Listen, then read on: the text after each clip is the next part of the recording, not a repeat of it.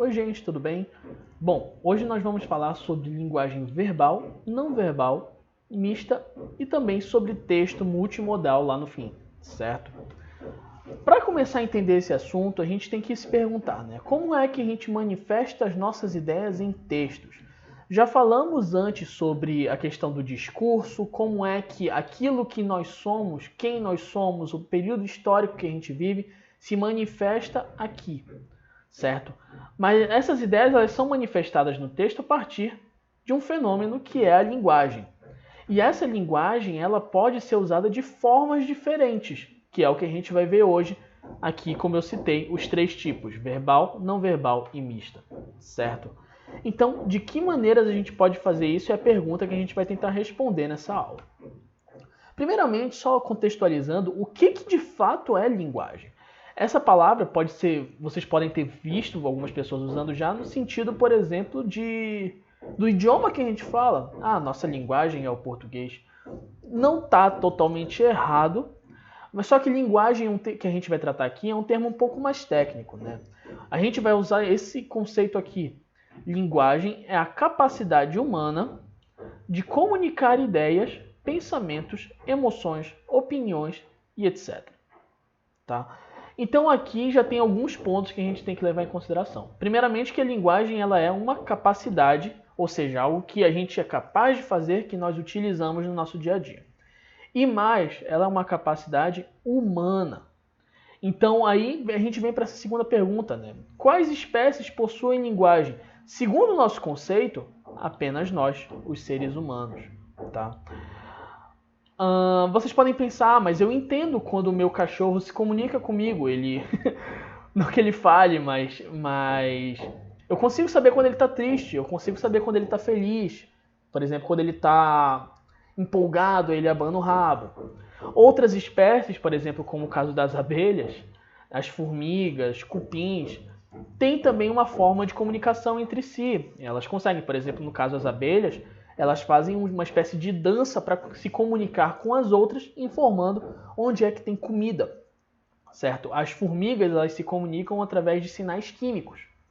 Então elas conseguem também informar a posição do alimento, etc. Tá? Mas isso é linguagem?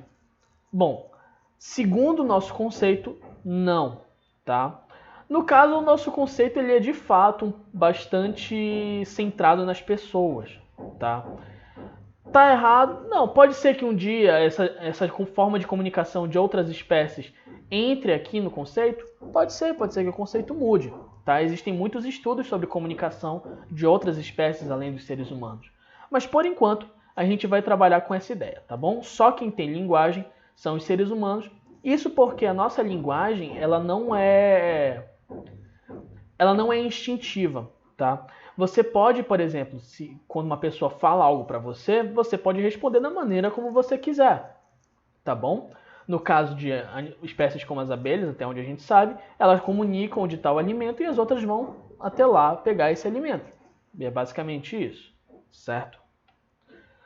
Então a primeira forma de linguagem que a gente vai ter, a primeira maneira de expressar essa nossa capacidade é a chamada linguagem verbal. Basicamente, eu estou usando ela com vocês nesse exato momento enquanto eu falo, tá bom? A nossa fala é a primeira forma de linguagem verbal que a gente tem. Agora, outra forma de linguagem verbal é a nossa escrita. No caso aqui a gente tem esse garrancho, mas a escrita de vocês aqui, por exemplo, a frasinha. Quando eu escrevi linguagem verbal, eu estou utilizando linguagem verbal, tá bom?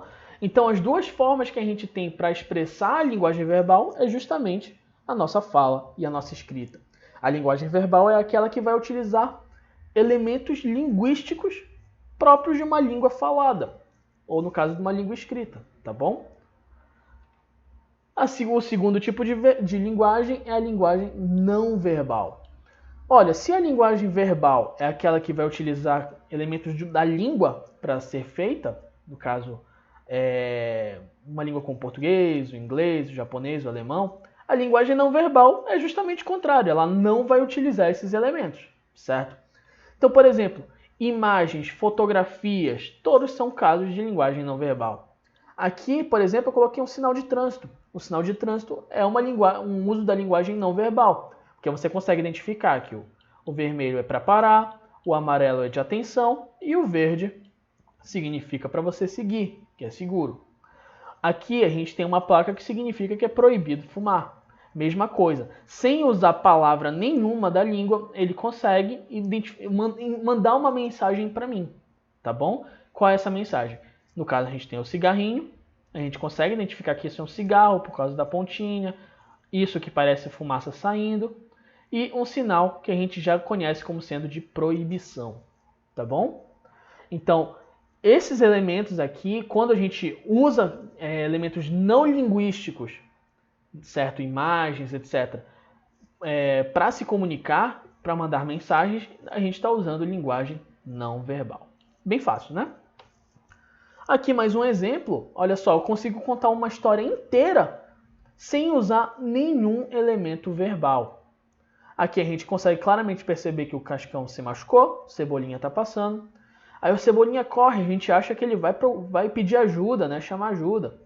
Então ele chega ainda, né? A gente com aquela crença de que ele vai ajudar o Cascão, ele está com uma mala de primeiros socorros. E na verdade ele pega uma gaze e tapa a boca do Cascão. Certo? Aí a gente tira o humor da historinha. Então, sem falar absolutamente nenhuma palavra, a gente não tem nada escrito, nenhum diálogo, ele consegue comunicar uma ideia. Essa tirinha, então, usa linguagem não verbal. Ah, mas tem umas informações verbais aqui, né, de direitos autorais, da Maurício de Souza Produções, etc. Gente, esses textos não fazem parte da história. Então, quando a gente vai analisar um texto, a gente precisa levar em consideração o que está sendo importante para a história em si. A assinatura do Maurício de Souza aqui no cantinho não é importante para eu entender a historinha, o que está acontecendo. Então, esse elemento verbal aqui, como ele não influencia na história, eu não vou considerar ele como sendo parte da história, tá bom? No caso, se eu quiser analisar essa informação aqui em si, isso aqui, com esse copyright, Maurício de Souza Produções Limitada, isso aqui é um texto verbal, que está usando elementos verbais, tá bom? Mas só isso aqui.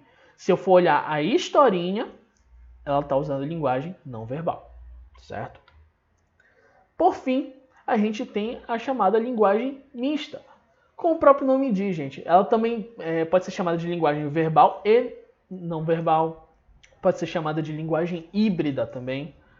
Né? É aquela que vai misturar os elementos verbais com os elementos não verbais. Então aqui, mais uma vez, uma tirinha da Turma da Mônica. O Cascão, a gente consegue ver o desenho, ver o que ele está fazendo.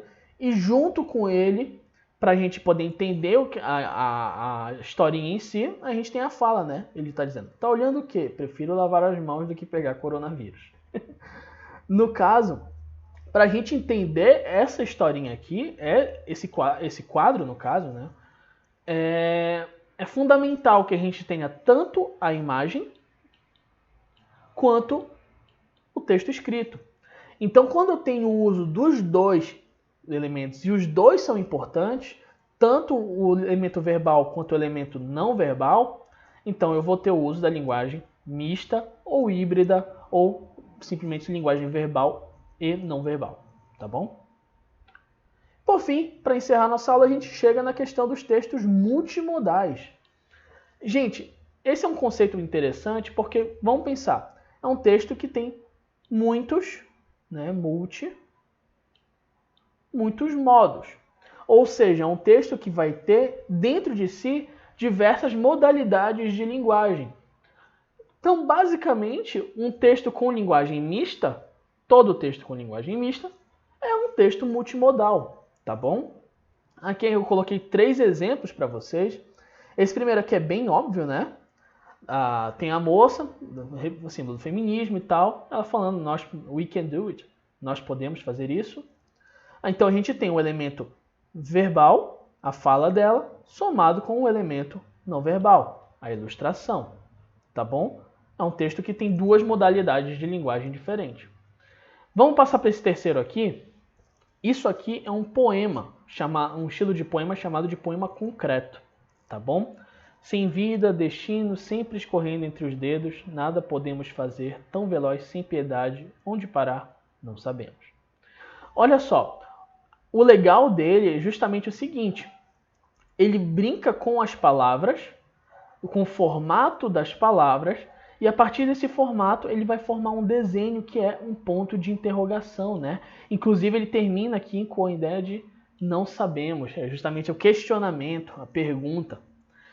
E o tempo todo ele vai se questionando sobre o destino, o que pode fazer com o tempo, etc.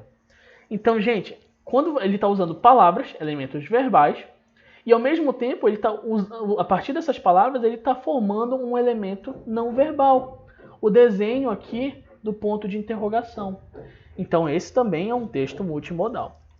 Por fim, vamos para esse exemplo aqui do meio, em que a gente tem simplesmente um marcador de página passando no texto. Sempre que você está, por exemplo, se você gosta de um caderno bem colorido, você escreve coisas, algumas coisas estão em azul e algumas coisas estão em vermelho. Esses elementos em vermelho, por exemplo, são destacados do texto, são palavras importantes. Quando você faz isso, o que você está fazendo? Você está usando a linguagem verbal, evidentemente, para escrever o seu texto. Porém, quando você destaca pedaços dele a partir de algum elemento visual, como uma letra vermelha ou usando um marcador de texto, você está colocando naquele texto também elementos não verbais. E aqueles elementos não verbais passam a ser importantíssimos para o seu texto. Tá bom? Aqui, por exemplo, esse slide que vocês estão vendo. Né? Mesmo se eu voltar, por exemplo, para cá, aqui, esse slide ele é um texto multimodal também, porque eu tenho elementos verbais, né, aqui na minha escrita, mas no momento que eu comecei a passar essa caneta aqui pelo slide, ele já começou, mesmo que só tivesse texto escrito aqui, não tivesse nenhuma imagem, mesmo que só tivesse a parte escrita, no momento que eu comecei a passar a caneta para destacar informações, ele se torna um texto multimodal também, certo? O fato, por exemplo, do slide, isso aqui vale para todos os slides aqui. O fato do slide ter toda uma formatação, ser bonito, para chamar a atenção, tudo isso também são elementos não verbais. Ou seja, o slide em si é um texto multimodal. Tudo bem? Então, rapidinho revisando, linguagem verbal é aquela que vai usar a nossa linguagem, a linguagem natural, né? O português, por exemplo. É aquela que vem a partir de um sistema linguístico. Então, a nossa fala e a escrita. Não verbal é aquela que tem apenas elementos visuais, imagéticos, ou apenas um elemento sonoro, por exemplo, no caso na melodia de uma música, né? É aquela linguagem que não vai usar o nosso sistema linguístico, tá? E por fim, a linguagem mista é quando a gente mistura os dois. E o texto multimodal é justamente esse texto que usa a linguagem mista, que vai ter dentro dele muitos modos de linguagem, certo? É isso aí, pessoal. Espero que vocês tenham entendido tudo. Até mais.